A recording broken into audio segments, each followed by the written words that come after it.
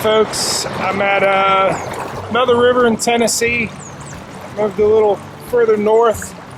Got a couple hours to go explore. I fished part of this river much further upstream years ago, did very well, so I know there's, at least in this watershed, a very good population of smallmouth. I know it's really warm for, early March here, and I think normally that helps with the, elevating the water temperature, but there's a lot of dam releases, and that clears out a lot of cold lake water. So it doesn't warm up as much as a river that doesn't have, a lake damming it up and releasing that winter cold water. So we'll see what we can get done. Starting with a crankbait today. I always like to start with some moving bait, because if they're gonna hit moving baits, it's all you should throw. No reason to fish slow if you don't have to.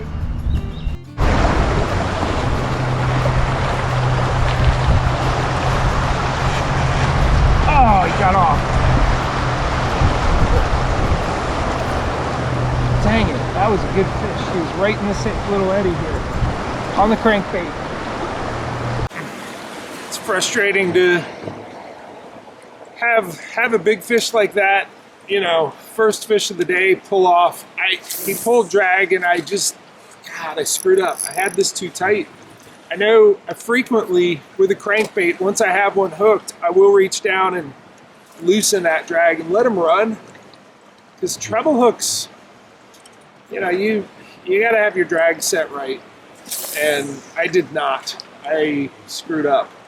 But good news is, kind of have the beginning of a pattern. That was a solid fish. That was a big smallmouth. And I got a lot of river in front of me. If I can make it up through this, snagged. If I can make it up through this, which I think I can with the motor, it's going to be a challenge. I'm going to paddle and motor to get up through this, but I see more of it up above that's similar. But mid-river, whitewater eddy. All right. Let's figure out how I'm getting up here.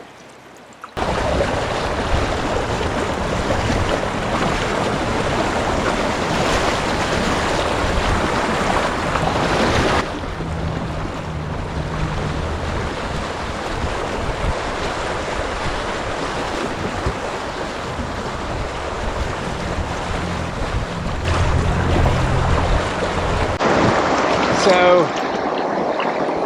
that's too much for me to motor up through, but I do have a little bit of a lane I can walk up this corner and drag it over. So that's my game plan.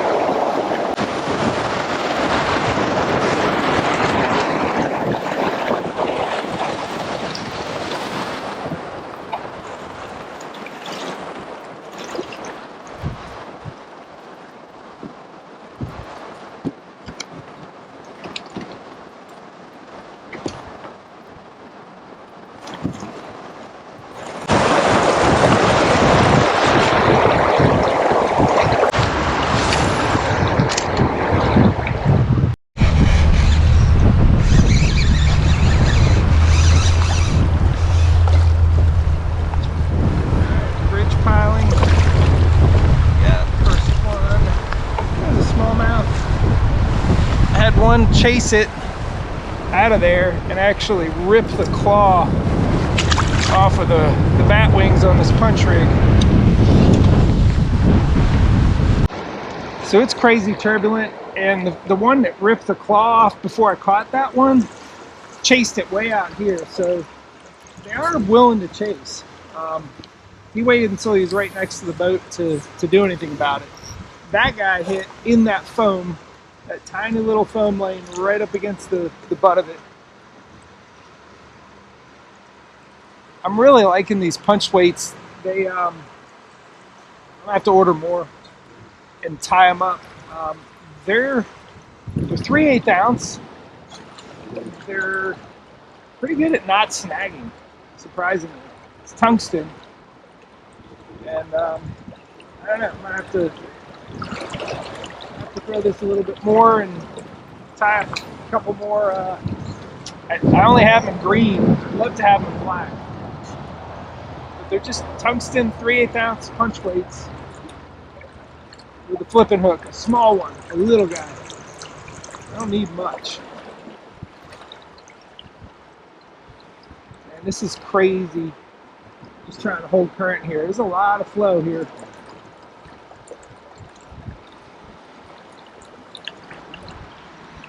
Even with the foot control steering, it's a challenge. It just keeps whipping me back and forth.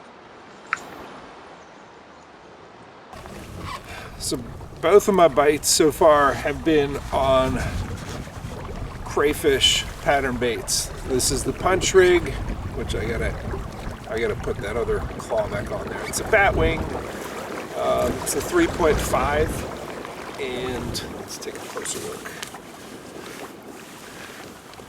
Bobber stop, little sliding weight, but I push it down. There's a little clacker, little disc in there. Do you see that? Yeah. And then I'm gonna get rid of this. This one is done. It's a smaller flipping hook, little guy, all right? And just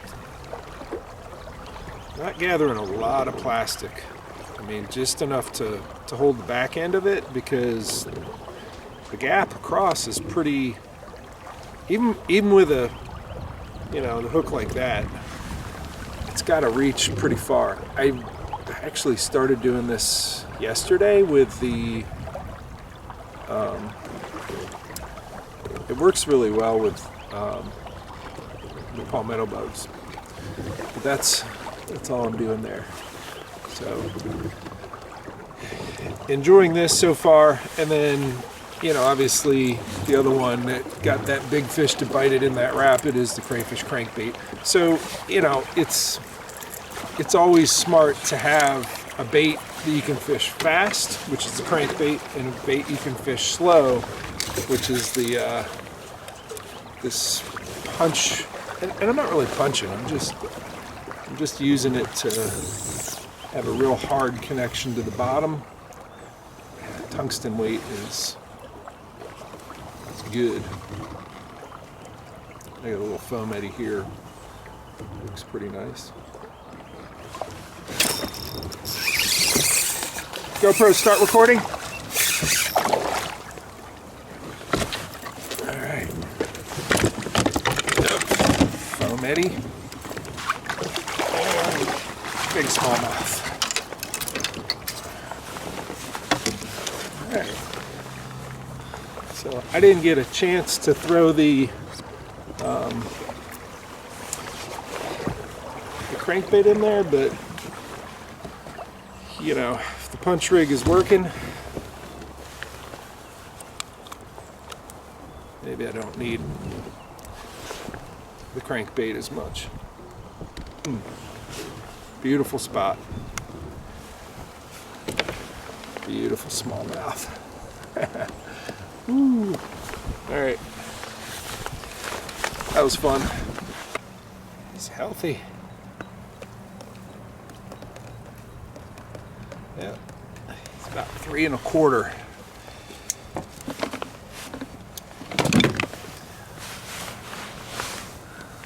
All right. Look at that. Beautiful Tennessee river smallmouth.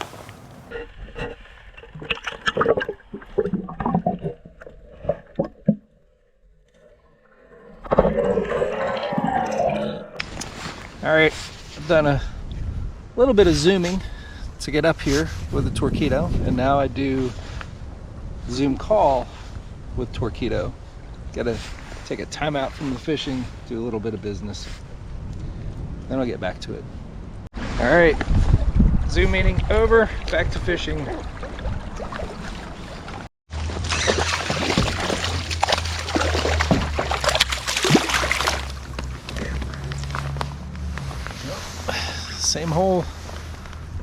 let it sit a minute or an hour, and they're still in there. I'm gonna run him away from that hole because I think there's probably a handful of them in there. So keep breathing a little lead. It's nice using the 3/8 ounce because you really do have that hard connection to the bottom, and it's not snagging. So when you move in on an eddy like this, it's important to get yourself still so that you can really study and assess, all right, what are these foam bubbles doing?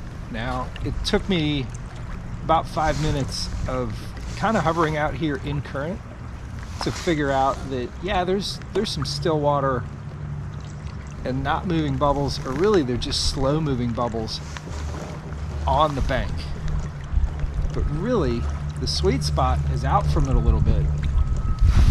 It's right up in here. That's where that fish was.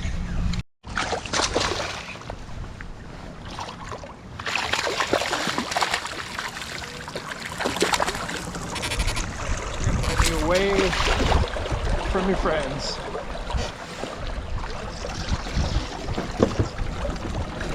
He's right in the center of that eddy.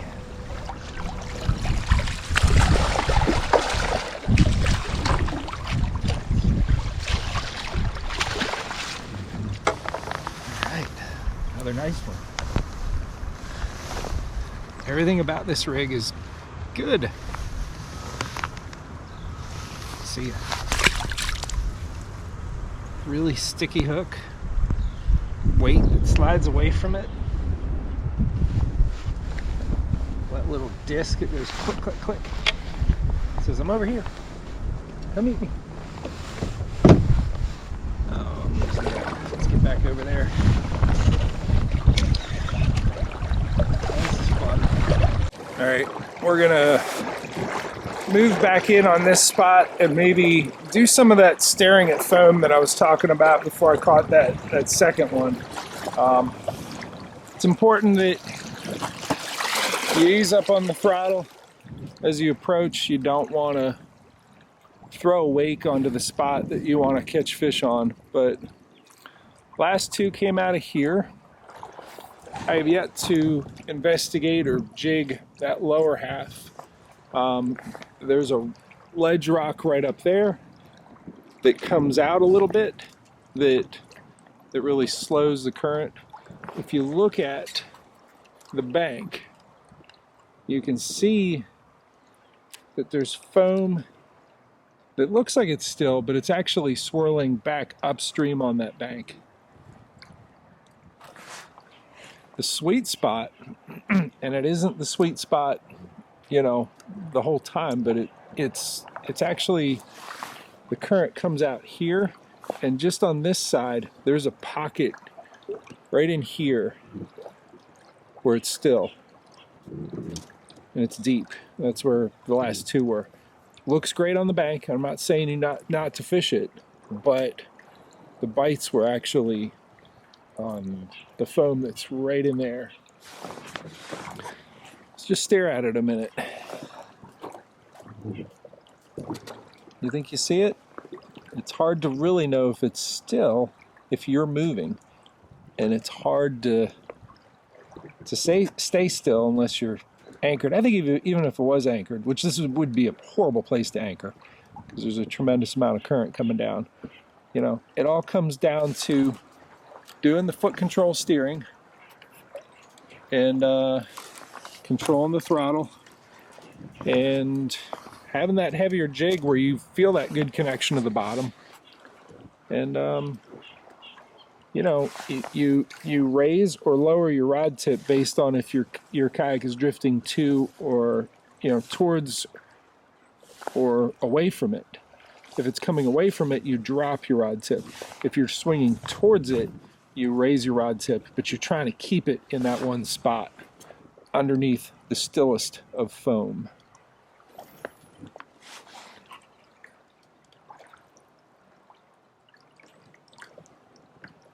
Where is it? Where's the stillest of foam? I'm gonna find it again.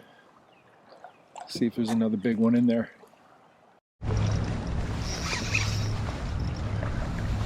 This is a smallmouth. It's a giant. Yep, that's a good one. I just unsnagged that from the bottom, and as soon as it popped off, this guy was on it, and he's a big, healthy smallmouth.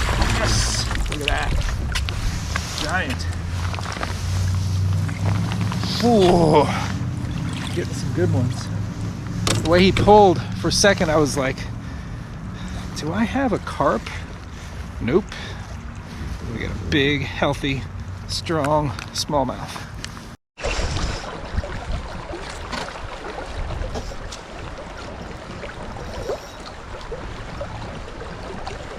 This hook is holding them good.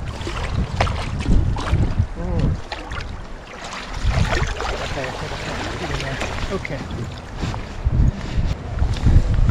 Keep getting nice ones. Look at the tail on that guy. Someone been chewing on you? I don't blame him. You look delicious. And you smell pretty good too. See ya. All right, I had fished the area below that, thinking that eddy would be it. It was actually the one above it. So let's kind of move in here. Whatever this riprap is kind of made a corner pocket on the upstream side. And man, look at that foam. It's not a big eddy, but it's still, and it's probably another fish in there. But I mean, just right along that bank, that foam is hardly moving at all. And I know there's some of it that's still, because I put that jig in there and it went straight to the bottom without being swept out. Once you get to there, sure, it gets swept. So, might be a good spot for just that one fish. I'm gonna try though, again, see if there's more than one. But just because they're not big eddies doesn't mean that they're not worth fishing. Again, it's really just studying that foam. As early as it is in spring, late winter,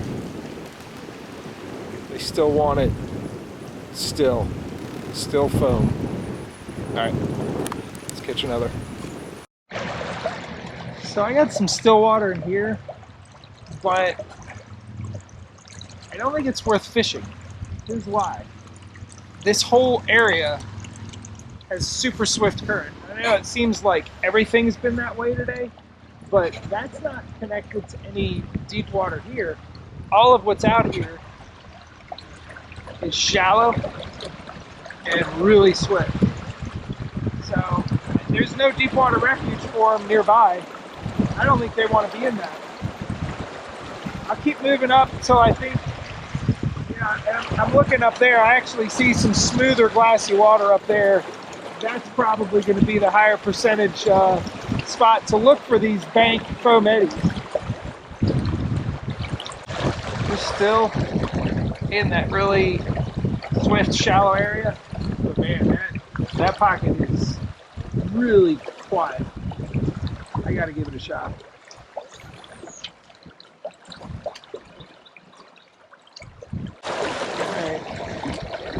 That was about as much time as it's worth. Let's keep pushing up. I think we got a creek mouth over here. They're always worth checking out.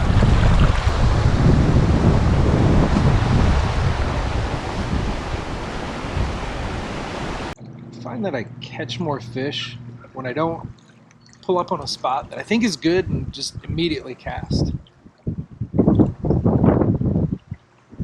Just helps to watch foam, to put it in the right spot. I'm not seeing the right spot here. There is one.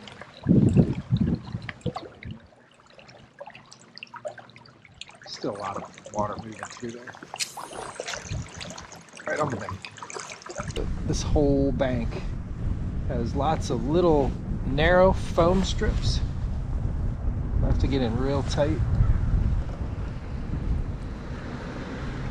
There's gotta be some fish. This one has a lot of still water right there.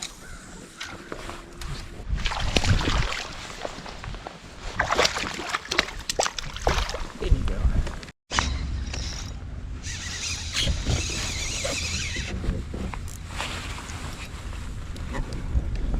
Yeah, that one's a good one. Really good one. Really good one.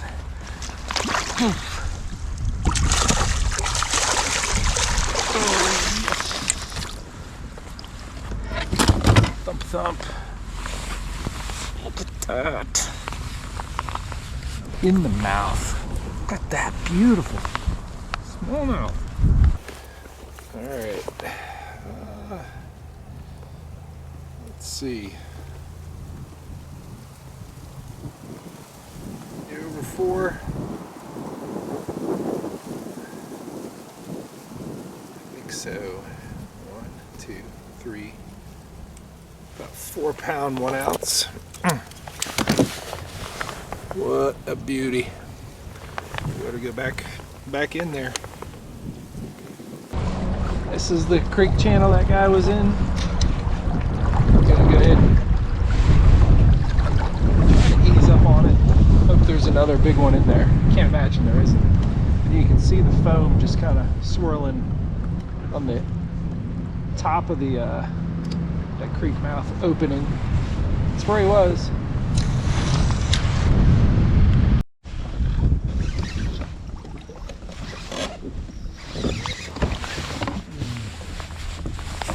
Come on, you. Come on. Come to my net. Get in my net. Get in my net. There. Now you're in my net.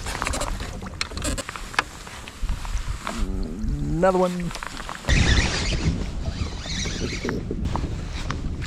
Really good ones out of one spot. Let's get you in the net.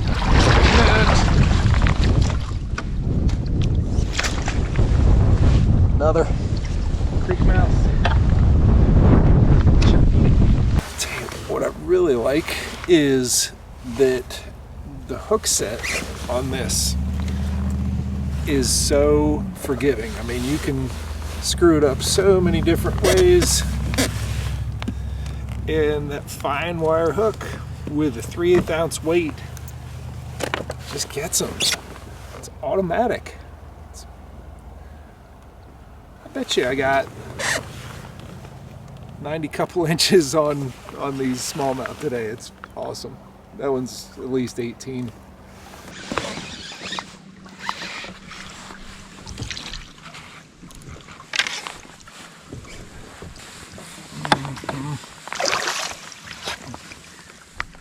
Not bad.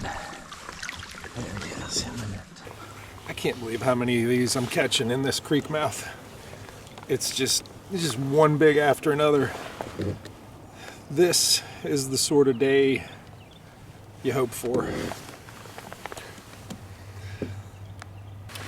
Another for sure over 18. I mean, I'm well into 90 at this point. 90 inches on 5 fish. So go ahead and let him back in. Awesome day.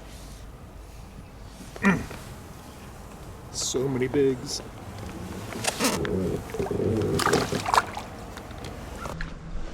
Yep. It'll get caught up, but I'm actually still on the first one. I fished it a good bit the other day and most of today.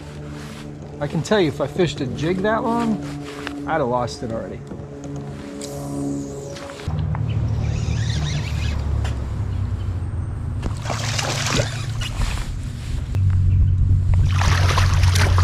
Bigs in there.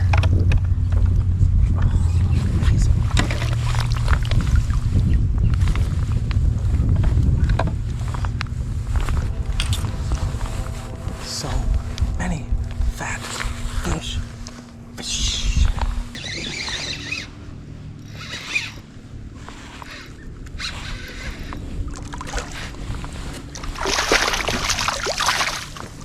Oh, that guy jumped. Oh, he jumped good. He went way airborne. And the first one I got to elevate quite that much today. They've been bulldogging. This one went, nope, I'm gonna jump up and look you in the eye. Oh, yeah.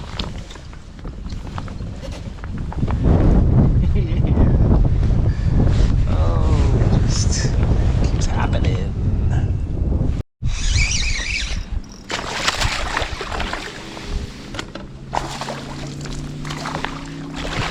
Come here, tank. Oh, yes. Alright, I'm one eddy down from there. Still getting the bags. Alright. Alright, it's been fun, but I'm running low on daylight, so I think that Smallmouth Smashfest is over for today. Hopefully we have another one soon. That, man, those are the days that you hope for every time. You don't always get them. The trip before this was definitely not that. The video with the thumbnail just says tough bite. It was a tough bite. Today, it was all about putting this rig, or something that's crawl-like. I think I could have done it with jigs, but I'm really digging this setup. Putting it under the foam and leaving it alone, waiting for that signature dunk. And man, did we get them again and again and again, very consistently. Wherever we found foam, they were under it.